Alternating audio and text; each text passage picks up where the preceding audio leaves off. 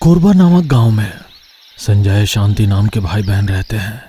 उनके बचपन में ही उनके माता पिता के देहांत के हो जाने से जो कुछ था उसी में दोनों एक दूसरे का साथ देते हुए जीवन बिता रहे थे।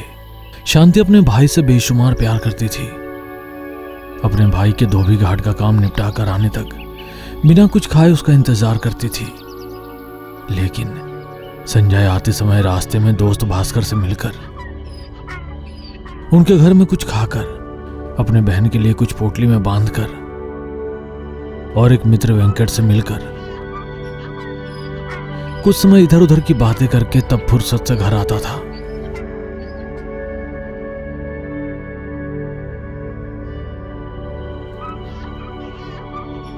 क्या भैया, रोज देर से आते हो, थोड़ा जल्दी आया करो ना। कितनी बार बोलूं बहन, दिन में एक बार किसी न किसी समय अपने दोस्तों से मिले बिना मुझे नींद नहीं आती है।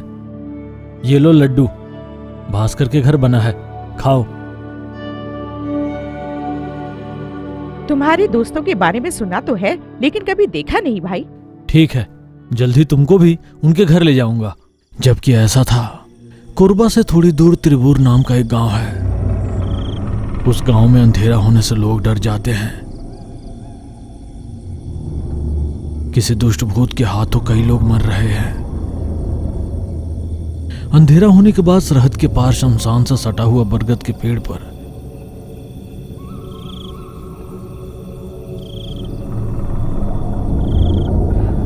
दुष्ट प्रेत कुंवारे युवकों को रिझाते हुए आकर्षित कर मार डालती है। मैं सुंदर नहीं हूँ, बिल्कुल अच्छी नहीं हूँ, मेरी जोड़ी तुम हो ना। मैं सुंदर नहीं हूँ, बिल्कुल अच्छी नहीं हूँ, मेरी जोड़ी तुम हो ना। उस रिझाने वाली बातों से कुंवारी लड़कों लड़कियों को मदहोशी छा जाती है। उसकी मदहोशी में पड़कर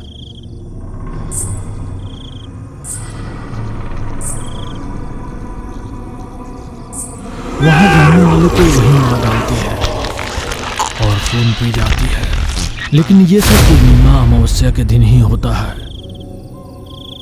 लेकिन उस जिद्दी भूत के डर से आम दिनों में भी अंधेरा होने पर कोई अपने घरों से बाहर नहीं निकलता। तिरबुर गांव के मुखिया जमींदार श्री सिन्हा कितनी भी कोशिश करने के बावजूद भी गांव को उस प्रेत से छुटकारा दिलाने में असफल रहे।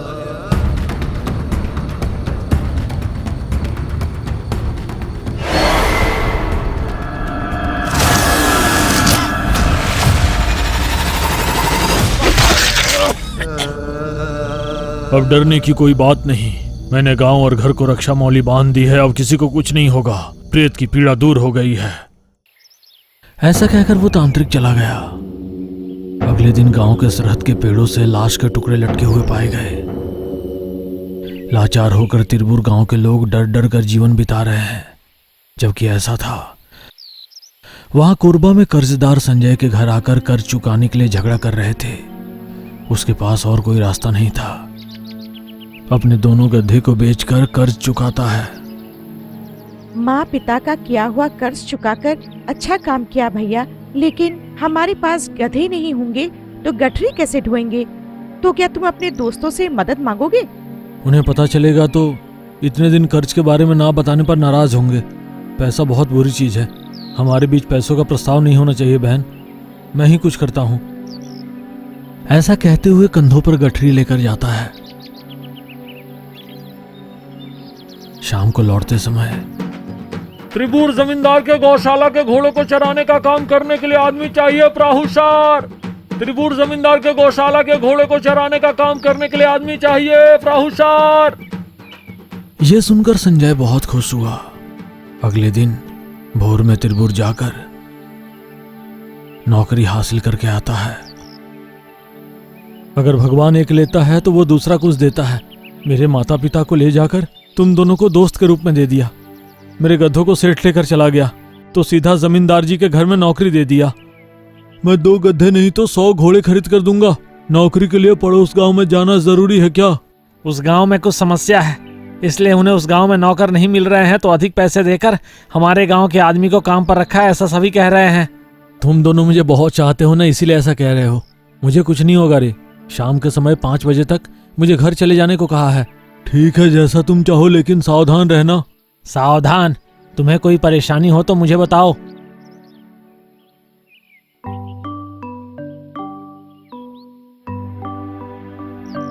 अगले दिन राखी पूर्णिमा होने के कारण अपनी बहन को साथ लेकर अपने मित्र वेंकट के घर गया। शांति पहली बार वेंकट को देखती है। वेंकट को राखी बांधकर और कुछ देर बातें करके चलने लगे। शांति, एक भाई के नाते वादा करता हूं कि तुम्हें कोई भी तकलीफ या दुख हो तो मत भूलो कि मैं हूं। मैं अपनी जान पर खेलकर तुम्हारी रक्षा करूंगा। ठीक है भाई, हम चलते हैं। वहां से दोनों भास्कर के घर गए और शांति ने भास्कर को राखी बांधी।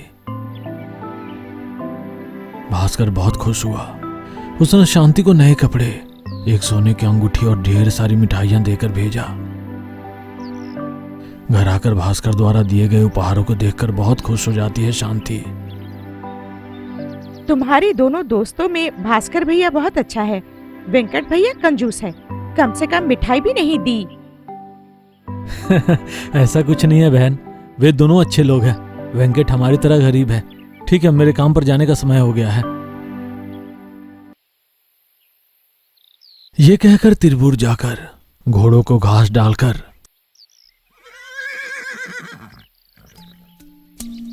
पानी लाने के लिए कुएं के पास जा रहा था, तो गधे के रेंकने की आवाज सुनाई दी। तो अंदर गया तो देखा कि रेशमी पर्दों के बीच नरम गद्दे पर लेटा हुआ गधा। उसे हरी घास डाली तो वो उठकर अच्छे से खाने लगी। तभी वहां आए जमींदार जी गुस्से से, क्या कर रहे हो? उसे घास किसने डाली? मालिक, गधे को फल खिलाएंगे तो पेट खराब होकर कमजोरी हो जाएगी। तीनों पहर के बीज और हरी घास देने से गधा स्वस्थ रहता है। ओह, तभी तो इतने सारे फल वगैरह देने पर नहीं खाती। तुम गधे के बारे में जानते हो? पता है मालिक, मैं अपने बचपन से गधे पाल रहा हूं। ठीक है, फिर आज से तुम घोड़ों का काम दूसरे लोगों को सौंपकर बस एक गधे का ख्याल सावधानी से रखना। शाम के 4 बजे के समय जमींदार जी आकर, आज पूर्णिमा है, सब लोग घर चले जाओ, सावधान रहो।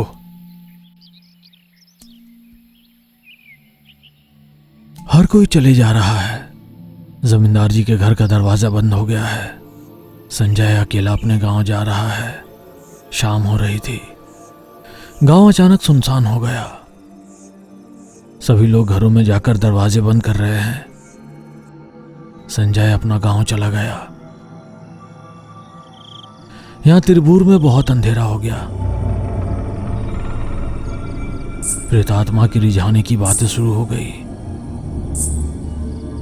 मैं सुंदर नहीं हूँ, बिल्कुल अच्छी नहीं हूँ। मेरी जोड़ी तुम हो ना।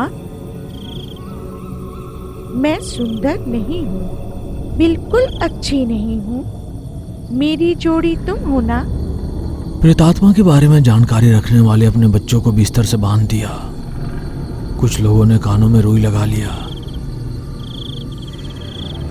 तिरबूर के जंगलों से होकर गुजरने वाले दूसरे गांव के राहगीर उसके रिझाने वाली बातों से उसके अपनी जान खो दे रहे हैं। लड़कियों को उसकी पुकार पुरुष के स्वर में सुनाई देती है, पुरुषों को उसकी पुकार महिला के स्वर में सुनाई देती है। इस पूर्णिमा की रात प्रेतात्मा के हाथों में 2 पुरुष और एक लड़की की मौत हो गई। अगले दिन उनकी लाशें सरहद के पेड़ के नीचे दफना दी गई। ये सब देखकर संजय को डर लगा, पर वो अपना डर छिपाए रखा। दिन बीत रहे हैं। कुछ दिनों बाद संजय की अच्छाई देखकर एक दिन जमींदार जी बुलाकर, संजय, आज से हर रोज गधे को जंगल में घुमाकर शाम 4 बजे तक हर हाल में दोनों को घर पहुंच जाना होगा। अमावस्या पूर्णिमा के दिन घर से बाहर मत ले जाना। सावधान रहना। गधे को एक छोटी सी भी चोट लगी तो तुम्हारी जान ले लूंगा। ठीक है मालिक। रस्सी बांधकर उसे जंगल में ले गया।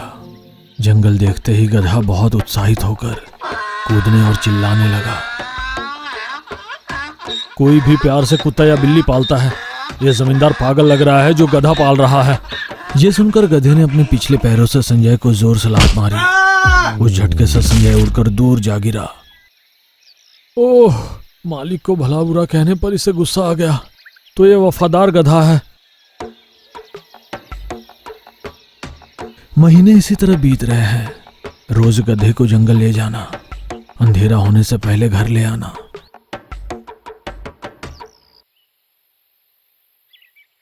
शाम 5 बजे तक कोरबा के लिए निकल जाना। दोनों दोस्तों के घर कुछ समय बिताकर घर आ जाना।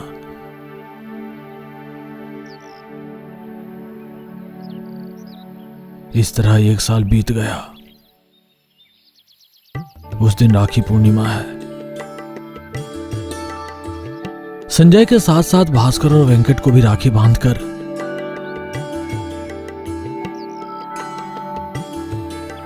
आज काम पर मत जाओ भाई, घर पर ही रहो। मैं खीर बना रही हूँ, खाना। नहीं बहन, वैसे भी आज पूर्णमासी है। मैं शाम को जल्दी आ जाऊंगा। ये कहकर वो तिरबूर के लिए निकल गया और आदत से भूल गया कि आज पूर्णिमा है और गधा को जंगल में ले गया। जमींदार जी पड़ोस गांव में लौटकर देखने पर गधा नहीं था। रंगा, सूरी, अब्बू, जल्दी से गांव और जंगल में ढूंढकर जहां भी हो तुरंत हमारे गधे को लेकर आओ। जाओ। मैंने इस मूर्ख को बार बार कहा था कि पूर्णिमा और अमावस्या के दिन गधे को बाहर मत ले जाना। सभी नौकर जंगल में गधे की तलाश कर रहे हैं। संजय, संजय, तुम कहां हो? संजय, अरे ओ संजय, कहां हो? संजय के बच्चे। लेकिन कहीं नहीं मिला। शाम के 4 बज चुके थे। तीनों नौकर खाली हाथ घर लौटे। ओह, उनके साथ क्या हुआ होगा? वहां वे दोनों जंगल के एक दलदल में फंस गए। लाख कोशिश करने पर भी बाहर नहीं आ पा रहे हैं और 1 मिनट में पूरी तरह डूबने वाले ही थे कि अंधेरा हो गया। गधा प्रेत आत्मा में बदल गया।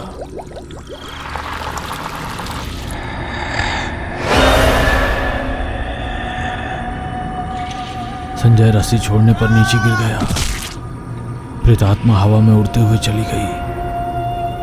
गधे को प्रेतात्मा में बदलते देख वह डर के मारे वहीं बेहोश होकर गिर गया। अंधेरा हो गया था। पूरा तिब्बूर सुनसान था। मैं सुंदर नहीं हूँ, बिल्कुल अच्छी नहीं हूँ। मेरी जोड़ी तुम हो ना? मैं सुंदर नहीं हूँ, बिल्कुल अच्छी नहीं हूँ। मेरी जोड़ी तुम हो ना? उसके रिझाने वाली बातों में पड़ोसी गांव वाला बलि बन गया।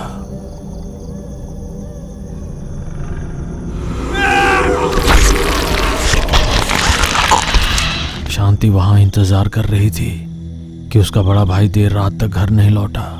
इतने में भास्कर वेंकट दोनों आकर, आज संजय मेरे पास नहीं आया। उसे क्या हुआ बहन? बुखार है क्या? वो मुझसे मिलने भी नहीं आया। क्या वो ठीक है बहन? अब तक भैया घर नहीं आया। भाई बेचारा कहाँ फंस गया होगा। तुम घबराओ नहीं बहन, हम अभी जाकर तिरबूर से उसे ले आएंगे। तुम धीरज रखो बहन।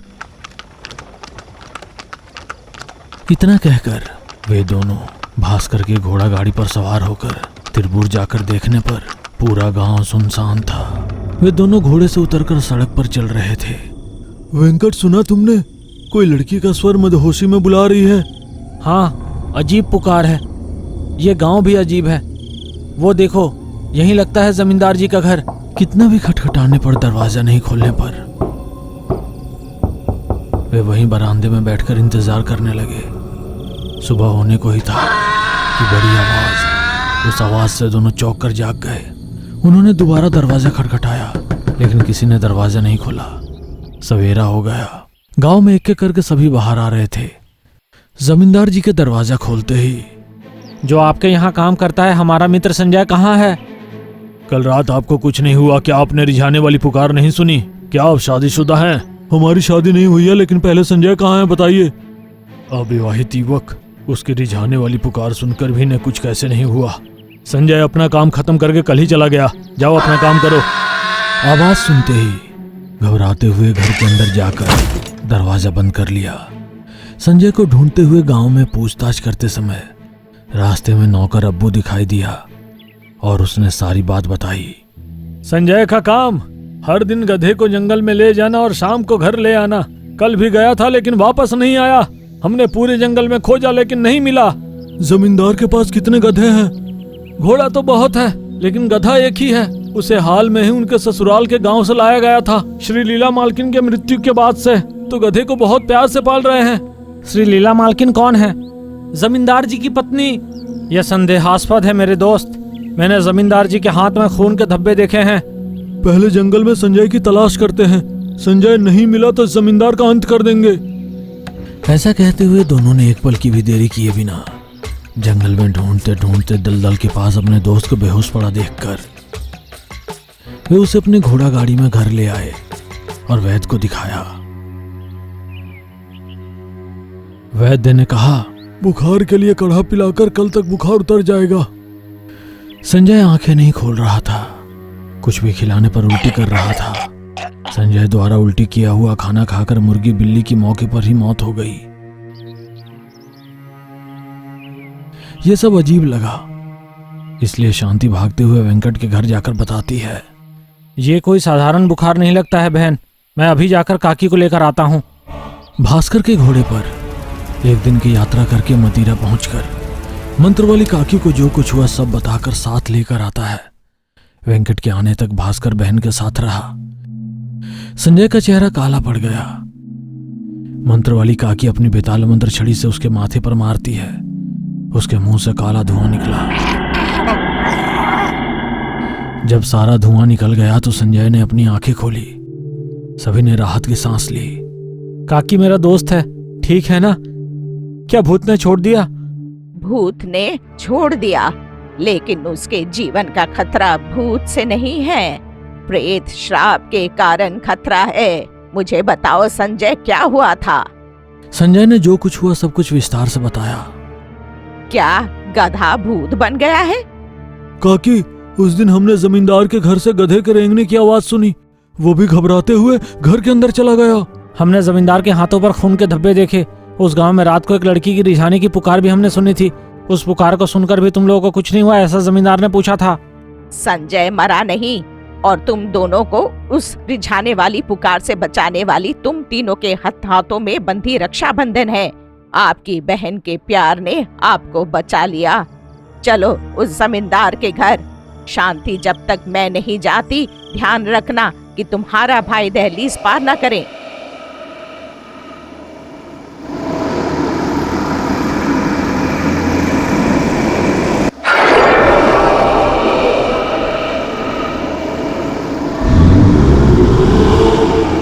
तीनों जमींदार के घर जाकर उनसे सख्ती से पूछने पर, बहुत समय पहले मैं अपनी पत्नी और बेटी आशा श्री के साथ जंगल के रास्ते से आ रहा था। काफी अंधेरा हो चुका था। मेरी माँ ने कहा था कि अमावस्या के दिन यात्रा नहीं करनी चाहिए। उनकी बात सुने बिना आप ले आए। इस अंधेरे में रास्ता भूल रहे हैं। मैं ठीक रास्ते पर ही जा रहा हूँ मालकिन, लेकिन कितना भी आगे बढ़ने पर हमारे गांव का सरहद दिखाई नहीं दे रहा। क्या हुआ, रास्ता भटक गए? हाँ, त्रिपुर कैसे जाना है? चाहे तुम कैसे भी जाओ, उस गांव तक नहीं जा पाओगे। अमावस्या की घड़ियां समाप्त होने के बाद यहाँ से पूर्व की ओर जाओ। 1 घंटे में तुम्हारा गांव आ जाएगा। लेकिन आज अमावस्या है तो क्या हुआ काकी, रास्ता क्यों नहीं है? क्योंकि शमशान की लाशों में प्राण संचार होने की घड़ियां ये हैं। इस घड़ियों में सरहदें पंच हो जाती है। आपके भले के लिए कह रही हूँ। माँ, मुझे इन लोगों को देखकर डर लग रहा है। मुझे बहुत भूख और प्यास भी लगी है। चलो घर चलते हैं। डरो मत बेटी, जंगल में जीने वाले हमारे जैसे लोग हैं। हम अमावस्या की घड़ियां समाप्त होने तक तांत्रिका के साथ रहने के लिए उनकी गुफा में गए। वहां सब भयानक था।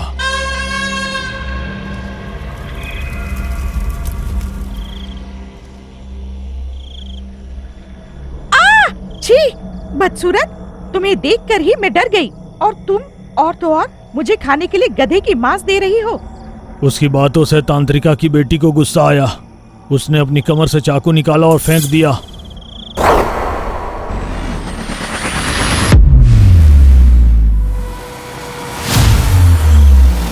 बेचारा गाड़ीवान मर गया। तुम रुको बेटी, हत्या करने से सिर्फ तुम्हारा क्रोध शांत होगा, लेकिन उसे सबक नहीं मिलेगा। त्रिकंग गर्धभंग वक्र प्रेतम अब्रकंग द्रबकंग वेसिचंग वसिचिकंग। ऐसा मंत्र पढ़कर मेरी बेटी पर उफ करके फूंक मारी। जिस सुंदरता पर तुम्हें इतना अहंकार है, वो सुंदरता नहीं रहेगी। पूर्णिमा अमावस्या के दिन भयंकर प्रेतात्मा में बदलकर युवती युवकों को मार डालो। तुम्हारे 111 लोगों को मारकर खा जाने के दूसरे ही क्षण यहाँ मेरी बेटी तुम्हारी खूबसूरती पालेगी। तुम्हें मेरी बेटी की बदसूरत चेहरा मिलेगा। दिन में गधे की तरह और रात में अपने रूप में रहोगी। तुम्हें गधे से भूत में बदलते हुए जो लोग देख लेंगे, उन्हें मेरा श्राप लगेगा। वे जो खाएंगे, खाना हजम नहीं होगा। उन्हें निशाची नामक छाया भूत आह्वान कर लेगा और वे 7 दिनों में मर जाएंगे। वहां से गांव वापस आकर बहुत से तांत्रिकों और ओझाओं से मिलकर कई जादू टोने और तंत्र प्रयोग के बाद भी अपनी बेटी को सामान्य इंसान नहीं बना सके। अगर गांव वालों को यह पता चला कि वो मेरी बेटी के कारण मर रहे हैं, तो वो मुझे और मेरी बेटी को मार डालेंगे। इसी डर से जी रहे हैं। एक रात अनजाने में मेरी पत्नी ने गधे के रूप वाली आशाश्री को भूत में बदलते हुए देख लिया। जैसा कि तांत्रिक ने कहा था, वो 7 दिनों में मर गई। अब संजय का भी यही हश्र होगा। मुझे क्षमा कीजिए। क्या आप अपनी बेटी के प्यार के लिए इतनी सारी जिंदगियां जोखिम में डालेंगे? अभी गधे के रूप में स्थित तुम्हारी बेटी को मार दिया जाए तो बस। यदि ऐसा किया तो गधा मरने के अगले ही क्षण गांव की सभी महिलाओं को श्राप लग जाएगा। इसलिए मैंने अपनी बेटी को नहीं मारा बेटा। अब क्या करेंगे काकी? क्या हम अपने संजय को नहीं बचा सकते? संजय के साथ साथ आशाश्री और इस गांव के लोगों की भी रक्षा करनी होगी। उन्होंने गधे के रूप वाले आशाश्री को ले जाकर संजय के साथ शादी कर दी।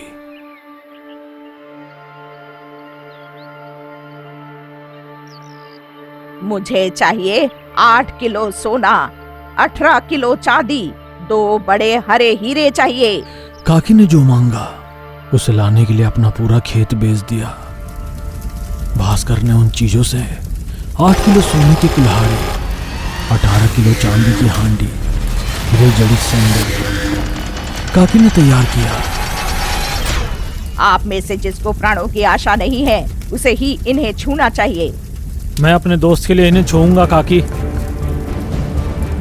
एक क्षण भी रुके बिना उसने उन्हें पकड़ लिया और काकी के बताए दिशा से निकलकर तांत्रिकाओं के रहने के स्थान पर जा रहा है। जब तक तुम्हारे पास ये हीरे जड़ित सैंडल है, तब तक कोई भी मंत्र तुम पर काम नहीं करेगा। वो उन तीनों को काट रहा है।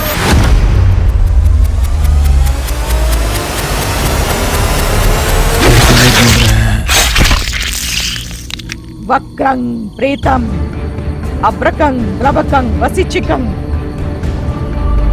वक्रम प्रेतम अब्रकंग द्रबकंग वसिचिकंग।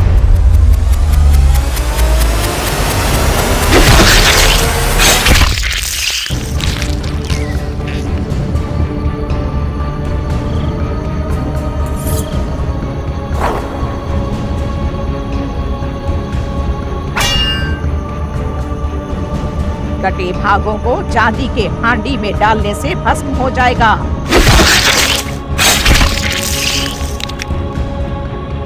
जैसा कि काकी ने बताया, कटे भागों को चांदी के हांडी में डालने से भस्म हो जा रहे हैं। इस तरह उन्हें मारकर घर आकर उस भस्म को गधा के ऊपर डालते ही आशाश्री में बदल गई।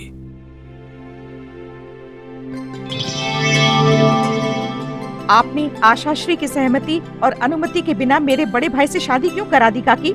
मंगलसूत्र नहीं बांधने पर वहाँ तांत्रिका की बेटी के मरते ही उसका रूप आशा को आ जाता। शादी हो जाने पर उनका लगाया हुआ श्राप दूर हो जाएगा, इसलिए मैंने ऐसा किया। आशा, क्या तुम्हें संजय पसंद नहीं है? पसंद है काकी, इसलिए तो जब मैं गधे के रूप में थी तभी मैंने लात मारी थी मुस्कुराकर। भाई का मतलब हर बहन के लिए पहाड़ जितना भरोसा होता है। बहन का मतलब हर बड़े भाई को बेशुमार प्यार होता है। सभी भाई बहनों को राखी की शुभकामनाएं।